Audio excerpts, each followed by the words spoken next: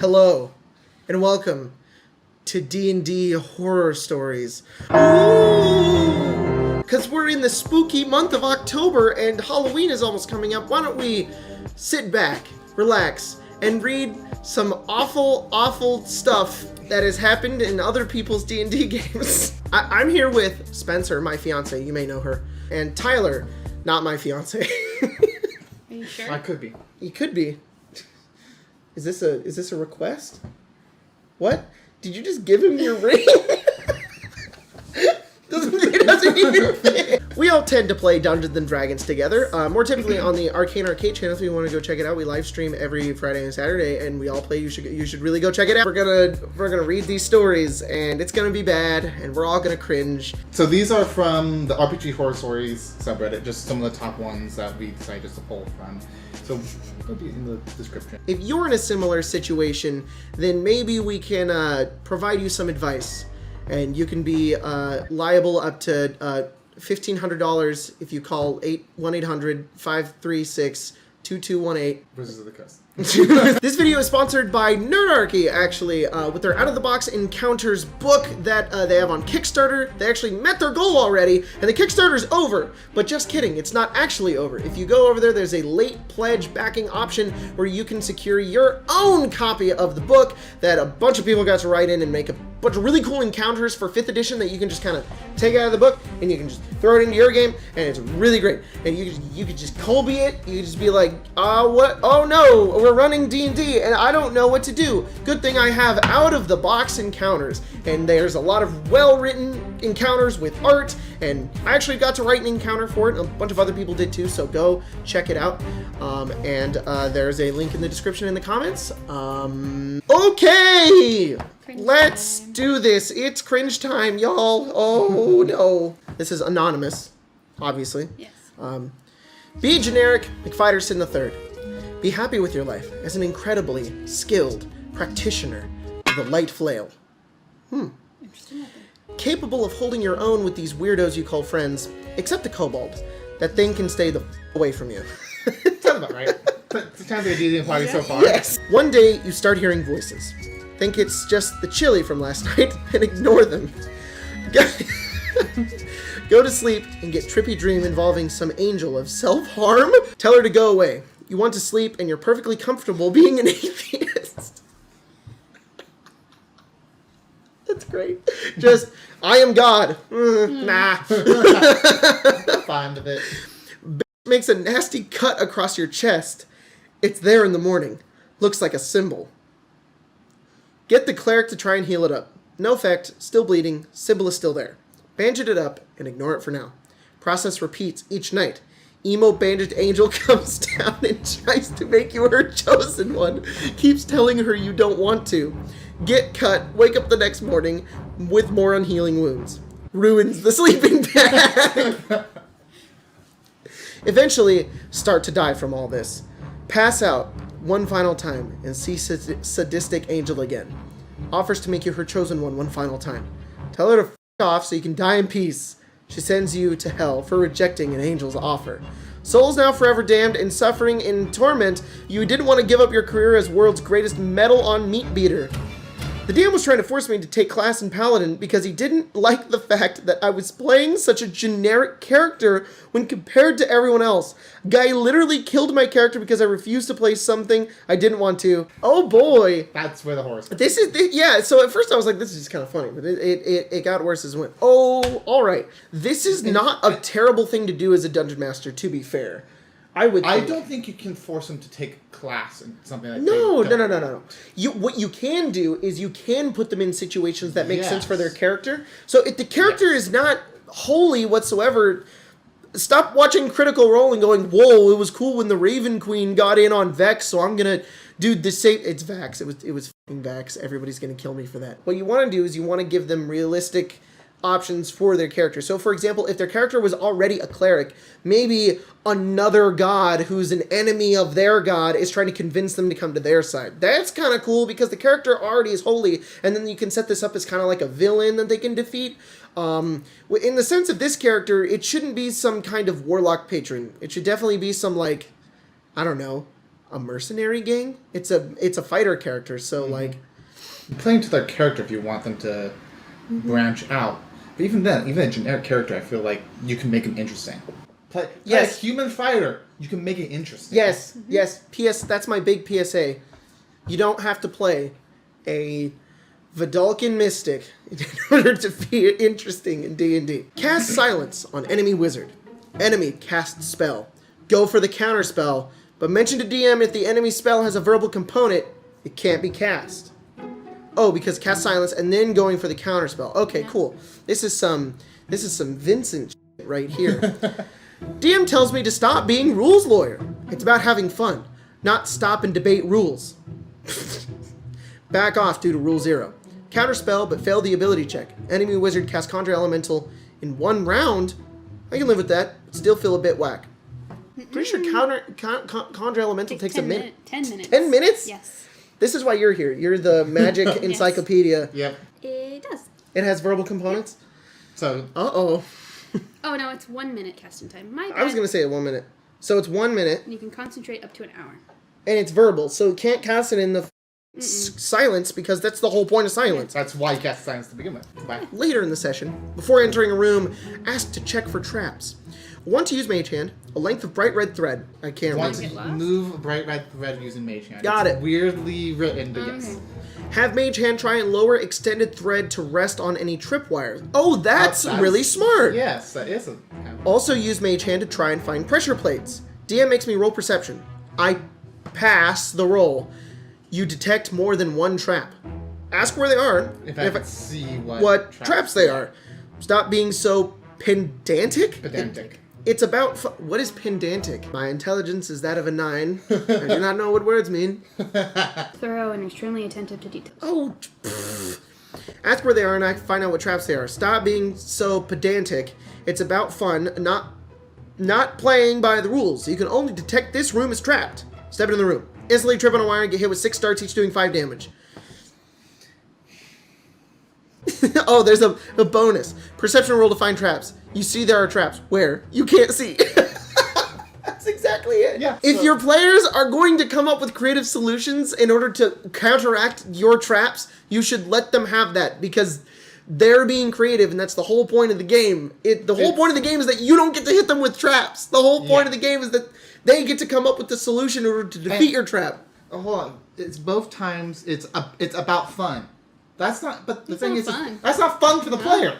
The player's fun was to come up with a way to get around the obstacle you put in their path as It's a DM. the DM's fun. The DM's fun fun of killing all the players. Yeah, that's what it is. It's a DM versus player mindset, which is not a good mindset to have. If you're going to make a hallway and force your players to take damage as they go down the hallway, where's the fun in that? You might as well just play by yourself and be like, haha, I killed you. I mean, he described using Mage Hand and all this stuff to find the traps, but DM asked to roll perception. Okay, that's how you find traps. That or investigation. Mm-hmm. So you would know where the traps are, and then you have to figure out how to get past the traps. But saying that, you know it's trapped, don't know where the trap... Wait, what? How do you know it's trapped and don't know where the traps are? Yeah, I am literally locating the traps. You know the room is trapped. Yeah, obviously! I would like to cast locate traps. You know that there are traps. I think that's you do what... not know where they are. I think that's the spell Find Traps does.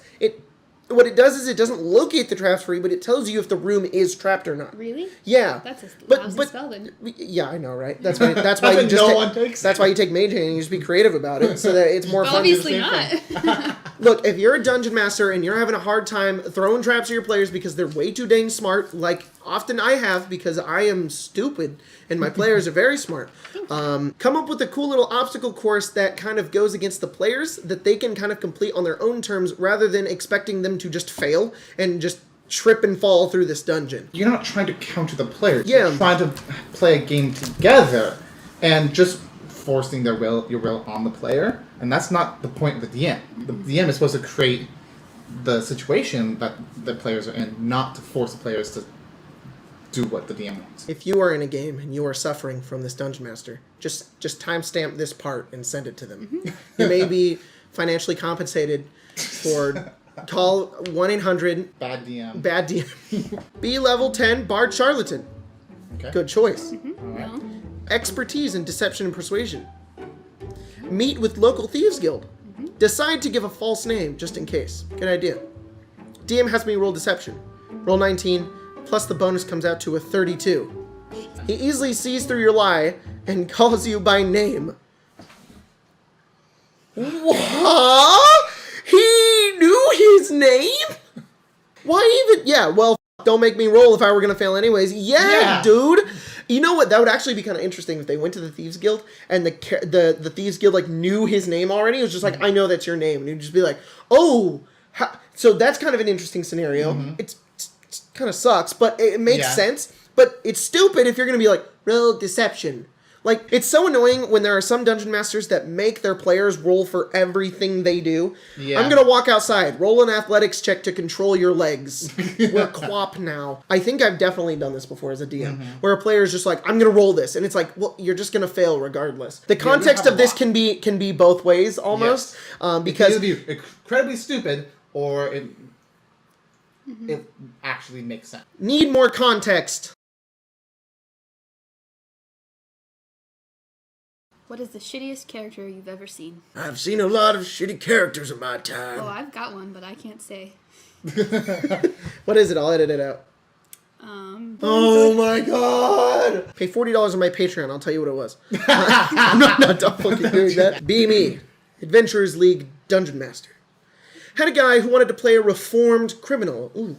Okay. He claimed his character was visited by Bahamut, who told him he needed to change his ways or suffer judgment. I thought it was a good idea for a character, so I signed off on the character. Okay. So this is just so I have this straight. This is a rogue who is trying to do right. Who was a criminal, but was visited by A god. a vision of Baphomet. It sounds Who's just like, you have to, Moses, go part the Red Sea and save my people. Got it. Yes. Cool.